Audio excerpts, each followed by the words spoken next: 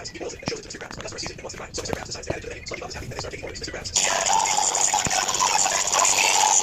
He tries to whisper to the customers, but it doesn't work. SpongeBob, on discovering this, decides to help him and he helps the plan to scare the customers, but it doesn't work either. SpongeBob then takes it upon himself.